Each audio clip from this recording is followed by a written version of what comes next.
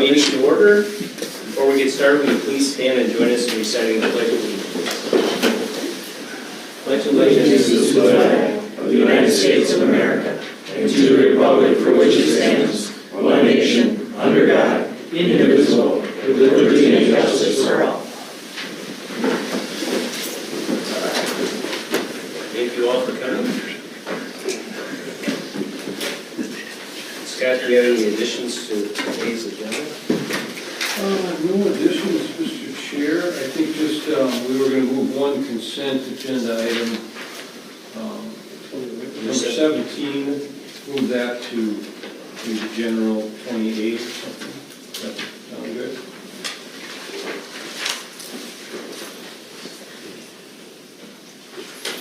Move that to 22A. Ditch assessment. I'll make a motion to accept it, making the adjustment to 22A. We have a motion to approve the agenda. Is there a second? Second. A motion and a second to approve the change. All those in favor signify by saying aye. Aye. Opposed, same sign. Motion carries. This time we'll open our meeting to public comment. Those wishing to speak must state their name and address for the record after they are acknowledged by the board chair. Each person will be limited to 2 minutes to make his or her remarks. Speakers will address all comments of the board as a whole and not one individual commissioner. The board may not take action on an item presented during the public comment period unless the item is already on the agenda for action. When appropriate, the board may refer inquiries and items brought up during the public comment period to the county administrator for follow-up. And say if you are here for public comment, we'd ask that you step up to the podium so that our recording devices here can pick up your sound. So with that, is there anyone that would like to make public comment? Public comment? Go ahead, Roger.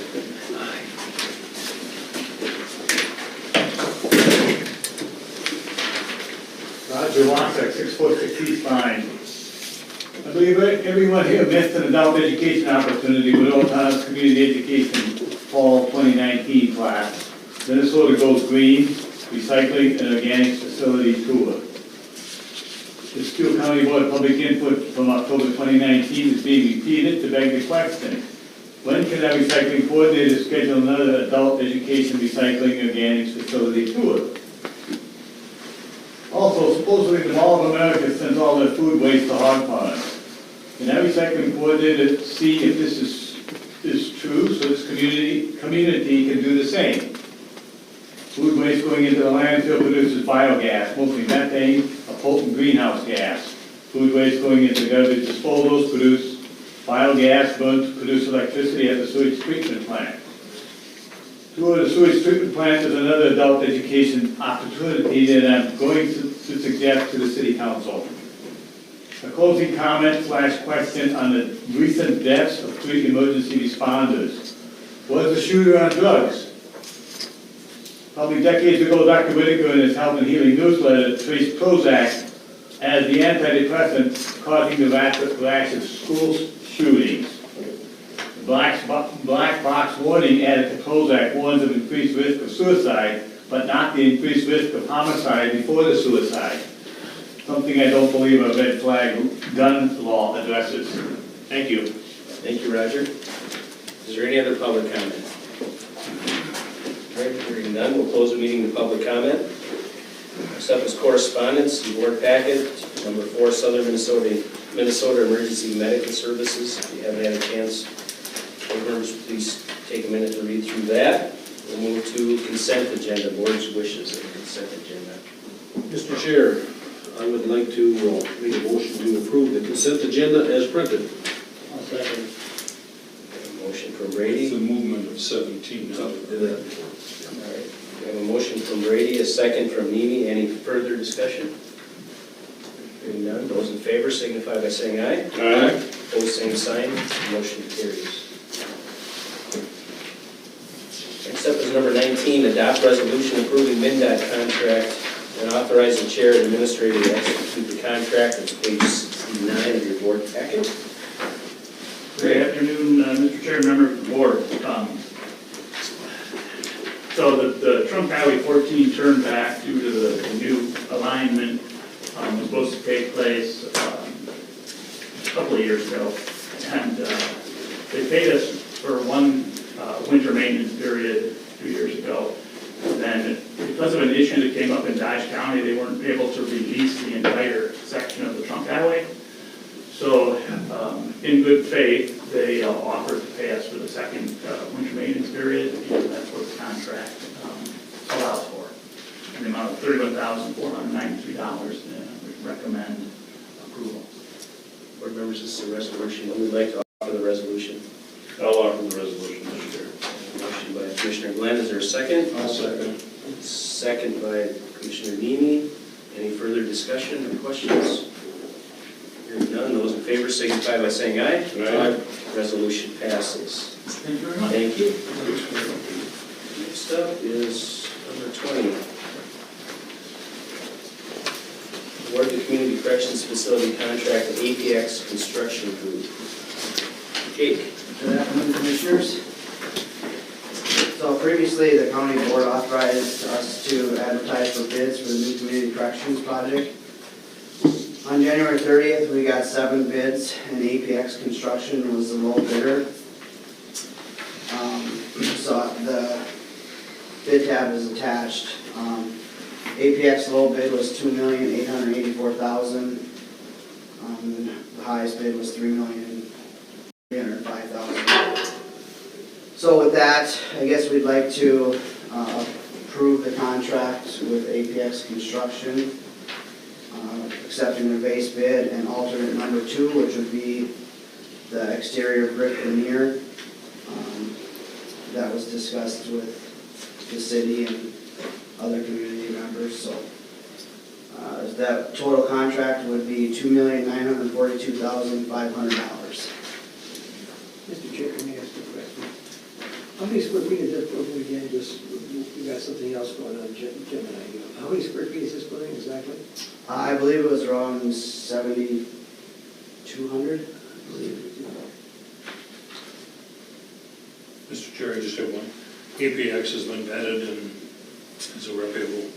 Yep, so we had, there was a couple of spec questions, and we had Wold follow up with them, and obviously, they recommend, recommendation letters in the packet as well. Okay. Board's wishes.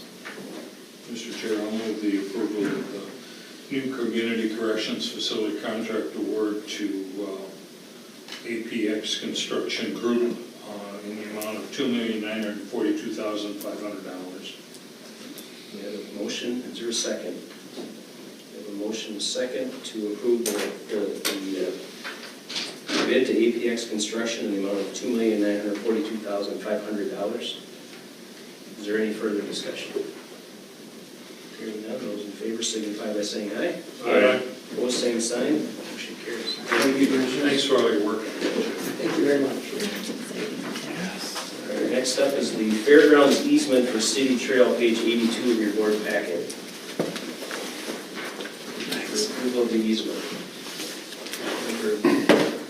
Sean presented at our work session.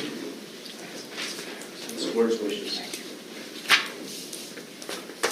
I'll make a motion for accepting this for the city trail. And authorize the administrator to sign, Yes. subject to legal review. I'll second that. A motion and a second to approve the easement and authorize the administrator to sign, subject to legal review. This is for the Fairgrounds easement for the City Trail. Any further discussion? Further discussion? Hearing none, those in favor signify by saying aye. Aye. Opposed, same sign. Motion carries.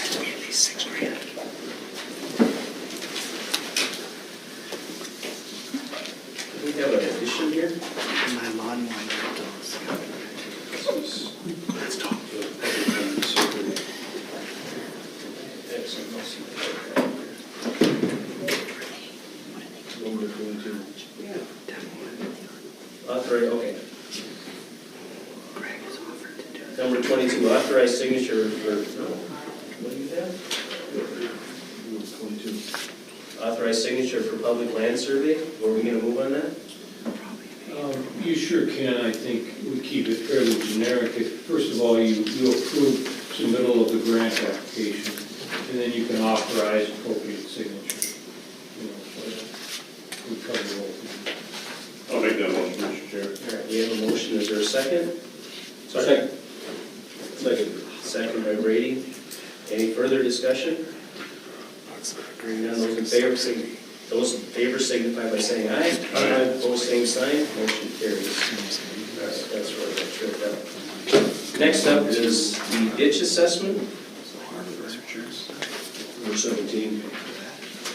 Number 17, there. That's right, hold that. All right, so we're looking for a motion. Recommendation to add a levy as a special assessment to JD 24 for 2023 redetermination unpaid balances. And Commissioner Brady's going to abstain. Abstain from this. All right.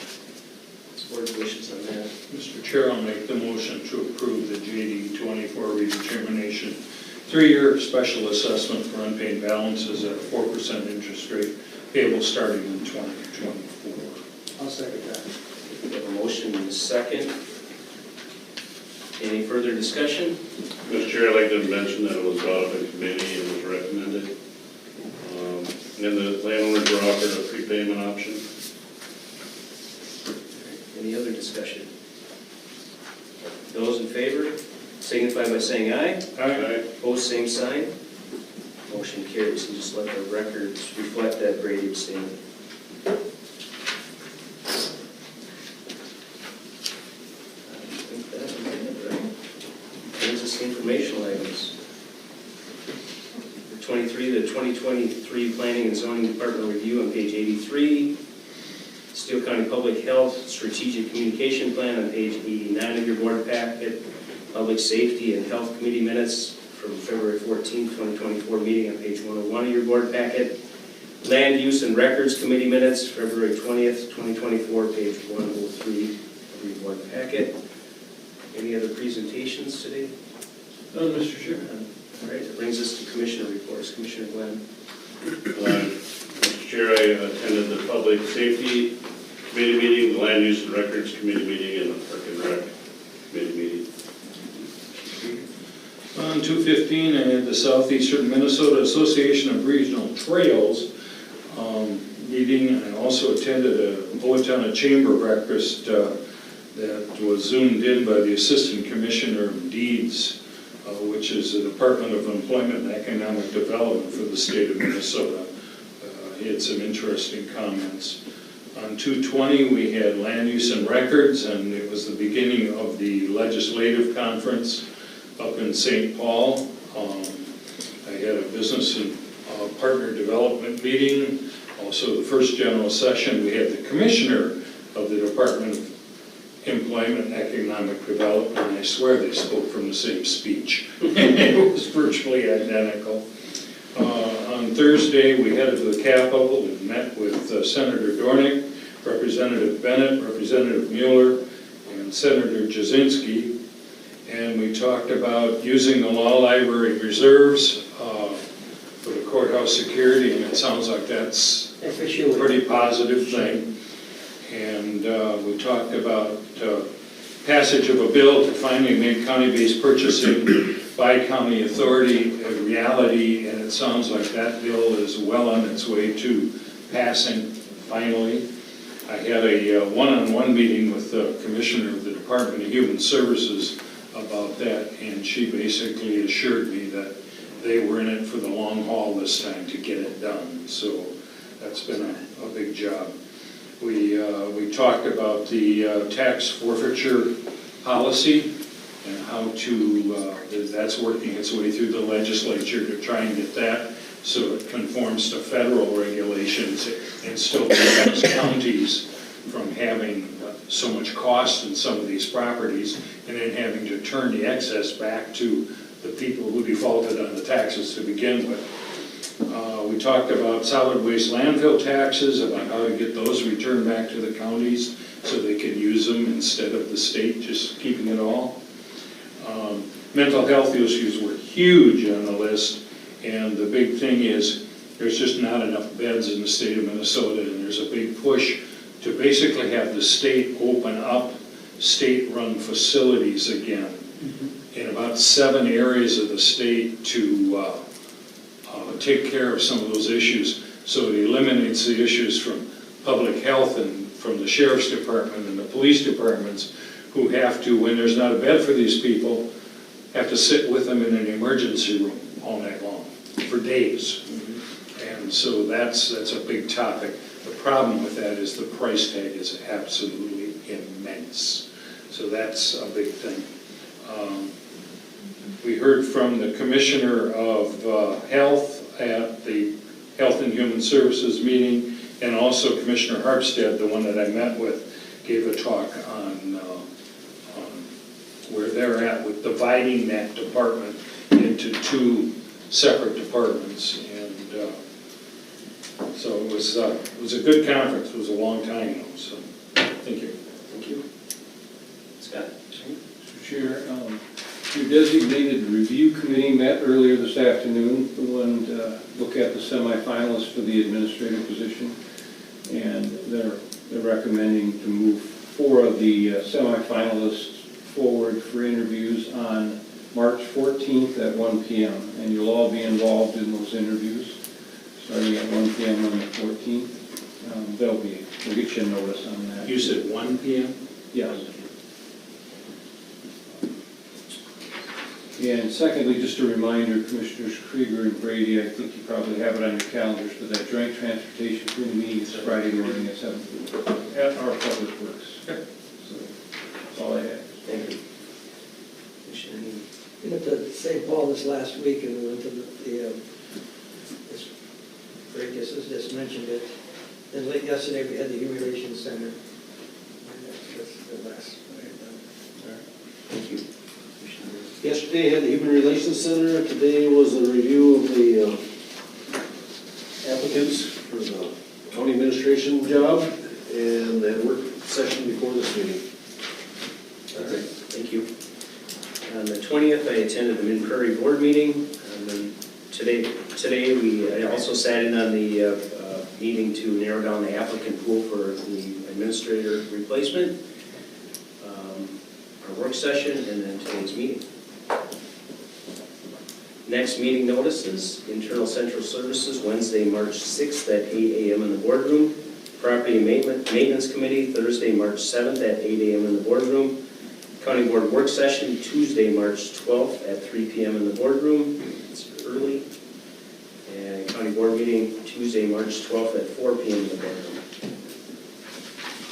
At this point, we're going to move the closed session for the purpose of labor negotiation strategy per Minnesota Statute 179A.01, Section 13D.03.